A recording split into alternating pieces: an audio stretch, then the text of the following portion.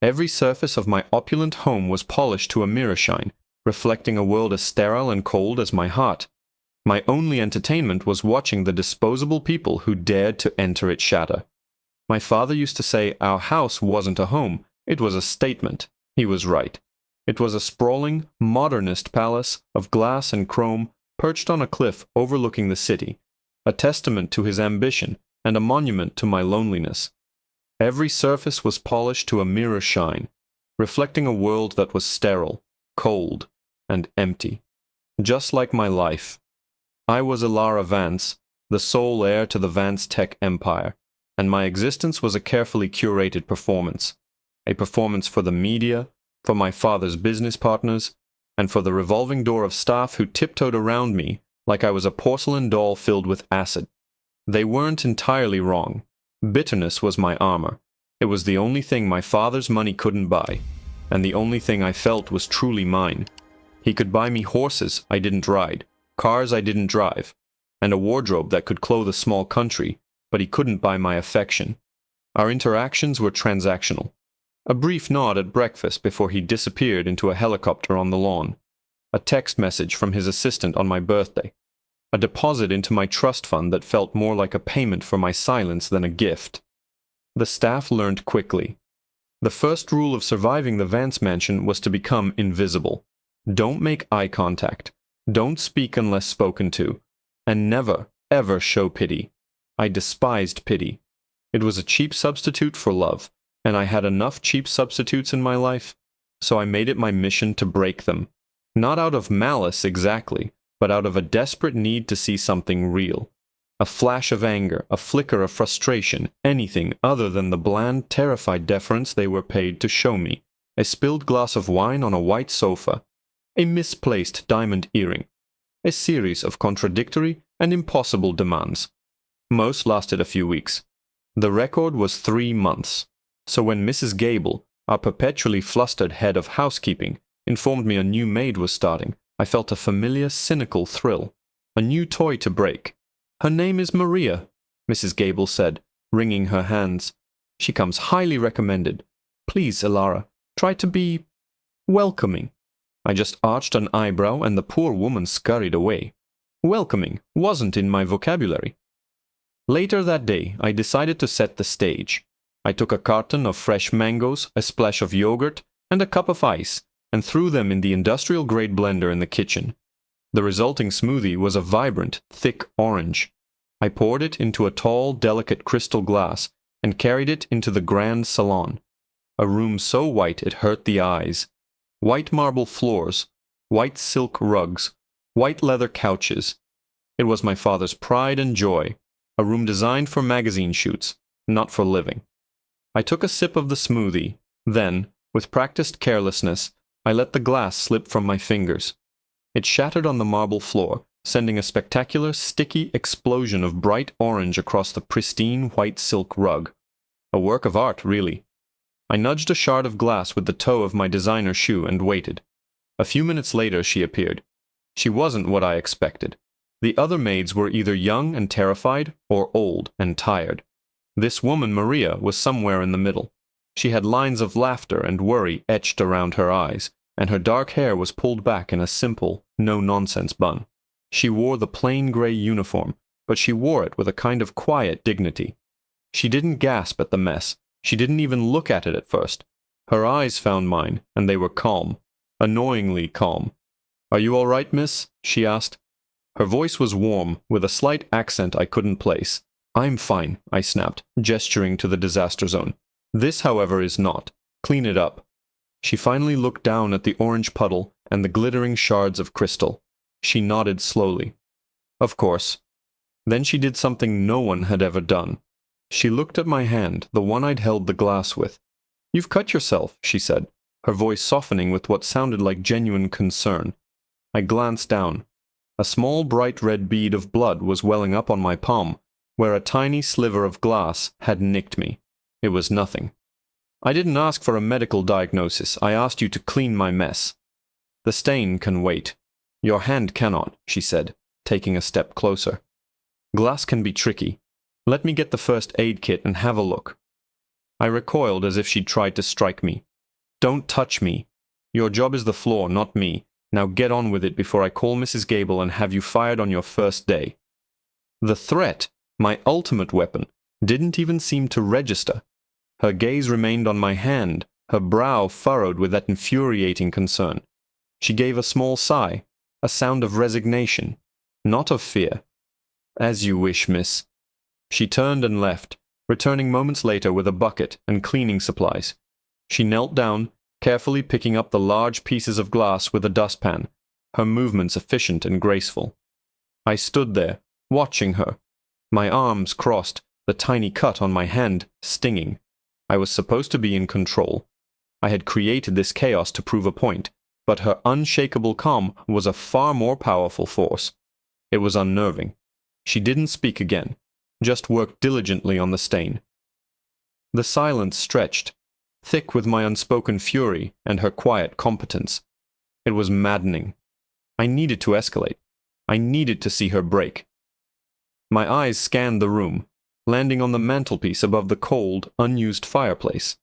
There, in a small, ornate silver frame, was the last picture taken of my mother before she died. Next to it lay her favorite piece of jewelry, a delicate gold locket on a thin chain. It was the one object in this entire mausoleum that held any meaning for me. An idea, cruel and sharp, pierced through my frustration. I waited until Maria was almost finished, the orange stain miraculously vanishing from the white silk. I walked over to the mantelpiece, my back to her. My fingers closed around the cool metal of the locket. With a sleight of hand I had perfected over years of similar games, I slipped it into the pocket of my jeans. I spun around, my face a mask of manufactured panic. "My locket!" I gasped, my voice trembling with fake distress. "My mother's locket. It's gone." Maria stopped scrubbing and looked up, her eyes wide with confusion. "What?" "Miss, it was just there." "No, it wasn't," I shrieked, my voice rising hysterically. "I saw you looking at it when you came in. You were admiring it." I pointed a shaking finger at her, the accusation hanging in the air like poison. "You took it. You were the only one in here. You stole my mother's locket." Her face went pale. For the first time I saw a flicker of fear in her calm eyes, but it was quickly replaced by something else, something I couldn't read. Disbelief? Hurt? "Miss, I would never—" "Save it!" I screamed, cutting her off. I stormed towards the door, shouting for the head of housekeeping. "Mrs. Gable, get in here. Call security. This thief stole from me. I want her searched. I want her bags checked. And I want her fired. Now!" Mrs. Gable scurried into the salon, her face a mess of panic, with 2 uniformed security guards trailing behind her like bewildered sheep. Her eyes darted from my furious expression to the kneeling maid, to the almost clean spot on the rug. The whole scene was a tableau of my design, and for a moment I felt a surge of triumphant power. This was my stage, and everyone was playing their part. "Miss Vance, what is it? What's happened?" "Mrs. Gable stammered, twisting the hem of her apron. "This woman," I said, my voice dripping with venom as I pointed at Maria, "is a thief. She stole my mother's locket right off the mantelpiece. I want her searched, every pocket, her purse, everything." One of the guards, a burly man named Thomas, who usually just waved at my car, took a step forward. "Miss, are you certain?" he asked, his tone hesitant. "Are you questioning me, Thomas?" I snapped, my eyes flashing dangerously. He immediately recoiled, his face paling. "No, miss, of course not." All eyes turned to Maria, who was slowly getting to her feet. Her face was still pale, but her expression wasn't one of guilt. It was one of profound, soul-deep sadness. It was as if she wasn't looking at an accuser, but at a wounded animal lashing out. It was infuriating. "Miss Ilara," she said, her voice steady and clear, cutting through the tense silence. "I did not take your locket." She didn't plead. She didn't cry. She stated it as a fact, simple and unadorned. "Liar!" I shrieked. "You were the only one in here. You probably thought I was too stupid to notice. You saw a piece of gold and your greedy little hands couldn't resist." The words tasted like ash in my mouth, but I couldn't stop them. The performance had taken on a life of its own. Mrs. Gable looked like she was about to faint. The security guards exchanged an uncomfortable glance. Maria just held my gaze. "I understand you're upset," she said softly. It is a beautiful piece, and it clearly means the world to you. But I did not steal it. Search her, I commanded, ignoring her words and turning to the guards. Do your jobs. Reluctantly, the second guard approached Maria. Ma'am, I'm sorry, but would you mind emptying your pockets? With quiet dignity, Maria turned out the 2 small pockets on her uniform apron, a folded cleaning cloth, a small tube of hand lotion, a single key on a plain ring. Nothing else. Her handbag, a simple canvas tote sitting by the door, was searched next. It contained a worn paperback novel, a half-eaten apple, and a wallet containing a few dollars and a picture of a smiling young boy. No gold locket. I felt a prickle of frustration. This wasn't how it was supposed to go. They were supposed to find it. She was supposed to be humiliated, dragged out of the house in tears, another broken toy to be discarded. But there was nothing. My perfect scene was falling apart. She's hidden it, I insisted, my voice getting shrill. She must have dropped it in a trash can or slipped it into a vase. She's a clever one. Mrs. Gable wrung her hands. Miss Elara, perhaps it was just misplaced.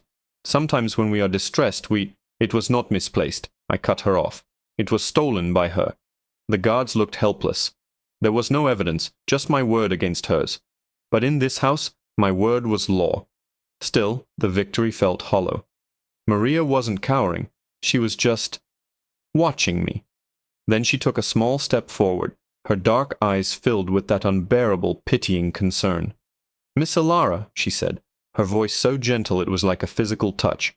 That locket holds a memory of your mother, doesn't it? It must be terrifying to feel like you've lost that. My breath caught in my throat. How dare she? How dare she look past the rage and see the raw, gaping wound underneath? How dare she speak of my mother?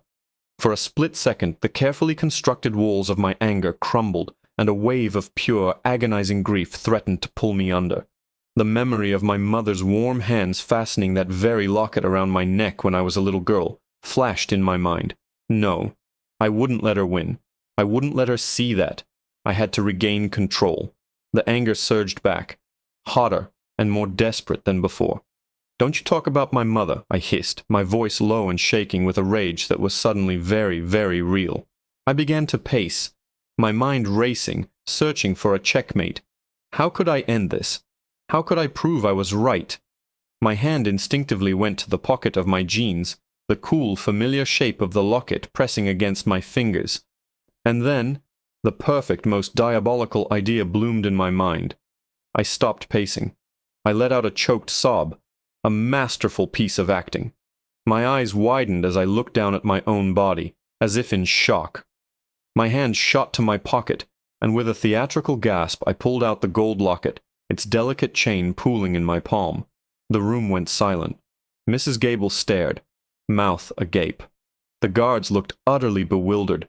Maria's eyes widened, a flicker of genuine confusion crossing her features before she seemed to understand. A deep sadness settled in her gaze.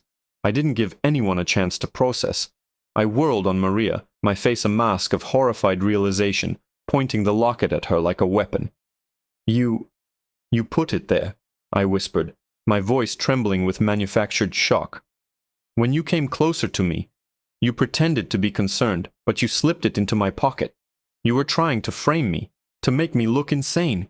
The accusation hung in the pristine air of the salon, so audacious, so utterly twisted that for a moment no one could breathe. I had flipped the script entirely. I was no longer the cruel accuser. I was the victim of a cunning, manipulative plot. Mrs. Gable stared at Maria, her previous sympathy evaporating into horrified confusion. The security guards, Thomas and his partner, looked at Maria now not as a potentially wronged servant, but as a genuine threat, someone capable of a level of psychological warfare they couldn't comprehend. It was a masterstroke. The locket in my hand was the undeniable proof. How else could it have gotten into my pocket? My own mind had conjured the lie, but in this room, surrounded by people paid to believe me, it had become the truth. Maria just stood there, absorbing the full force of my toxic fantasy. The sadness in her eyes deepened, but she didn't flinch. She didn't protest or cry out or deny it. She just looked at me, and in her silence there was a power that was more unnerving than any scream. It was the silence of someone seeing right through the performance to the pathetic, lonely girl pulling the strings. That's monstrous," Mrs. Gable finally whispered, clutching her chest. "To do such a thing." "I told you she was clever," I said, my voice breaking on cue. I clutched the locket to my chest as if it were a shield. She wanted me to look hysterical. She wanted my father to think I was losing my mind. I looked at the guards, my eyes wide and pleading. "Get her out of here. I don't ever want to see her again." This time there was no hesitation. Thomas moved towards Maria with a new resolve. "Ma'am, you need to come with us." Maria didn't resist. She didn't even look at the guard. Her eyes remained locked on mine. As Thomas gently took her arm, she spoke, her voice still quiet, but carrying an incredible weight. "The only person you are hurting is yourself, Elara." Hearing my first name from her lips was like a slap. No one but my father ever used it, and even he said it as if it were the name of a corporation, not a person. But from Maria it sounded intimate. It sounded like she knew me. It sent a tremor of pure, unadulterated fury through me. "Don't you dare say my name," I spat. "You are nothing. You are a thief and a liar, and you're lucky I'm not pressing charges. Now get out of my house." She gave a small, sad nod as the guards escorted her out of the room. I watched her go, my heart pounding with a toxic mix of triumph and something else, something I refused to name. Emptiness. The thrill of victory was already fading, replaced by the familiar cold. I had won. I had broken the new toy. So why did I feel like I was the one in pieces? The following days were quiet. Mrs. Gable treated me with a new, fearful reverence, as if I were a delicate porcelain doll who had narrowly escaped being shattered. The other staff gave me an even wider berth than usual. The incident with Maria became a whispered legend in the servants' quarters, a cautionary tale about the billionaire's unstable daughter. I had cemented my reputation, and the mansion felt colder and emptier than ever. I tried to forget her. I threw myself into my usual distractions. Shopping sprees where I bought things I didn't want. Lunches with girls I didn't like. Those reckless drives up the coast in a car that was too fast. But her face, her calm, sad eyes, haunted me. Her final words echoed in the silence of my massive bedroom at night. "The only person you are hurting is yourself, Elara." About a week later, I was in the kitchen late at night, unable to sleep. I was rummaging through the state-of-the-art refrigerator, looking for something I couldn't name, when I found it. Tucked behind a carton of organic milk was a small brown paper bag with my name, Elara, written on it in neat, simple handwriting. My blood ran cold. It was her writing. I knew it instinctively. How was this possible? She had been escorted off the property. Had she snuck back in? Was this some kind of threat? My hand trembled as I took the bag. It was surprisingly heavy. I looked around the empty kitchen, feeling a paranoid sense that I was being watched. I took the bag up to my room, locked the door, and sat on my bed, my heart thudding against my ribs. With shaky fingers I opened it. Inside wasn't a threat, or a letter, or anything I could have expected. It was a Tupperware container, still slightly warm to the touch. I lifted the lid. The aroma hit me first rich and sweet, a mix of cinnamon, vanilla, and something warm and milky. It was arroz con leche, rice pudding. Inside the container was a generous portion of the creamy dessert, dusted with cinnamon. Taped to the lid was a small folded note. My hands shook as I unfolded it. The same neat handwriting. Elara. It read, "When I was a little boy, my mother used to make this for me when I was sad or scared. She said it was like a hug in a bowl. I got your address from the agency file and asked one of the gardeners to leave this for you. I hope you will not get him into trouble. Everyone needs a hug sometimes, even the strongest people."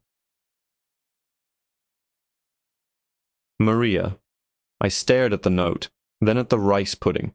A hug in a bowl. After everything I had done to her, after I had falsely accused her, humiliated her, had her fired and thrown out like garbage. She had sent me this, an act of pure, unadulterated, unconditional kindness. A single hot tear slid down my cheek, then another. The dam I had spent a lifetime building finally broke.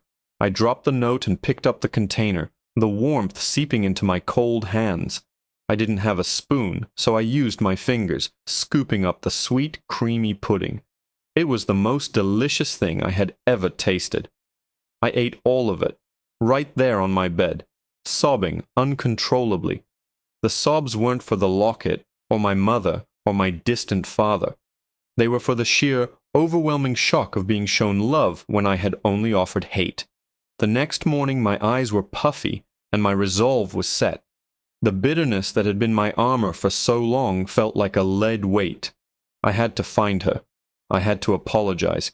I had to understand how someone could be so good. It took 3 days. 3 days of calling the cleaning agency, bullying and bribing a terrified administrator for Maria's last known address. It was in a part of the city I'd only ever seen from the windows of my chauffeured car, an area my father would call undesirable. I drove myself there, my hands gripping the wheel of my convertible. The address led me to a small, run-down apartment building with a broken security door. Her apartment was on the 3rd floor. I stood outside her door, my heart pounding. What would I even say? Sorry I destroyed your life because I'm a broken, miserable person. I raised my hand to knock, my knuckles brushing against the cheap wood. Before I could make a sound, the door opened. A young boy, maybe 7 or 8 years old, with Maria's same kind, dark eyes, looked up at me. "Can I help you?" he asked. I'm here to see Maria," I stammered. Just then, Maria appeared behind him, wiping her hands on an apron. Her face registered a flicker of shock, but it was quickly replaced by that same calm, unreadable expression. "Ilara," she said. It wasn't a question. "Maria, I began, the words catching in my throat. She didn't let me finish. She simply looked at me, then at her son, and then back at me. A deep weariness settled into her features. "You shouldn't have come here," she said, her voice flat, devoid of the warmth I remembered. "My son. He's been having nightmares ever since the police showed up." The words hit me with the force of a physical blow. "The police?" I whispered, my voice barely audible. The scene I had created in the salon, the guards, the accusations hadn't just ended when she left my house. It had followed her home. My cruel game had real-world consequences I hadn't even bothered to consider. It had terrified a child. The little boy, sensing the tension, shrank back behind his mother's legs, his wide, dark eyes staring at me with a mixture of fear and curiosity. He was the boy from the photograph in her wallet. Seeing him in person, seeing the fear I had put in his eyes, shattered the last of my defensive armor. The weight of my actions crashed down on me, heavy and suffocating. "I didn't know," I said, the words feeling pathetic and inadequate. "Maria, I am so sorry. I lied about everything." The confession tumbled out, raw and unpracticed. "I took the locket. I hid it in my own pocket. I did it I don't know why. To be cruel. To make you leave. I was wrong, and I'm horrified by what I did." Maria listened, her expression unreadable. She gently pushed her son further behind her, shielding him. "The agency blacklisted me," she said, her voice quiet but firm. "They told the police I was a suspect in a theft. They came here. They questioned me in front of my son. They looked through our home. He asked me if they were going to take his mommy to jail." Each sentence was a fresh stab of guilt. My casual cruelty, a moment's entertainment for me, had threatened to tear her entire world apart. I had treated her like a disposable object, forgetting she had a life, a family, a little boy who depended on her. "I will fix it," I said, my voice gaining a desperate urgency. "I'll call the agency. I'll call the police. I'll tell them I made a mistake, that I found the locket later. I'll give you money, whatever you need." "I don't want your money, Ilara," she interrupted, and for the first time a flicker of anger showed in her eyes. "Money is what you use to fix things you break, but you didn't break a vase. You broke my son's sense of safety. You broke my reputation. You can't put a price on that." She was right. My father's solution to everything throwing money at it felt obscene here, in the face of real human damage. I stood there on her doorstep, stripped of all my power, all my wealth meaningless. All I had left was the truth. "Then what can I do?" I pleaded, tears welling in my eyes. These weren't the crocodile tears of my past performances. They were hot, real tears of shame. "Please, Maria, tell me how to make this right." She studied my face for a long moment, her gaze searching and intense. Perhaps she saw something different there, not the bitter princess from the mansion, but the broken girl who had eaten rice pudding with her fingers while she cried. The anger in her eyes softened, replaced by that familiar deep well of compassion. She sighed, a long, weary sound. "Come inside," she said, stepping back and opening the door wider. Her apartment was tiny, but it was filled with a warmth my father's mansion had never known. The smell of cooking lingered in the air.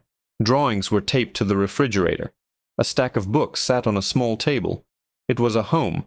Her son, whose name I learned was Leo, slowly peeked out from behind her again. "Leo," Maria said gently, her voice soft and reassuring. "This is Ilara. She made a big mistake, and she came here to say she was sorry." She looked at me, a clear instruction in her eyes. I knelt down, so I was on his level. My designer clothes felt ridiculous on the worn linoleum floor. "Hi, Leo," I said, my voice shaky. "I'm very, very sorry I scared you. I was very sad and angry, and I acted like a bully. It was wrong, and I promise I will never, ever do anything like that again." He stared at me, his little brow furrowed. After a moment, he whispered to his mother, "Is she going to jail?" A fresh wave of shame washed over me. Maria stroked his hair.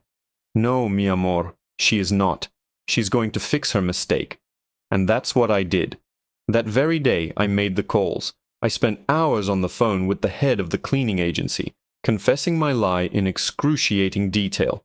I threatened to have my father pull his massive corporate contracts if Maria was not immediately reinstated with a formal apology and back pay.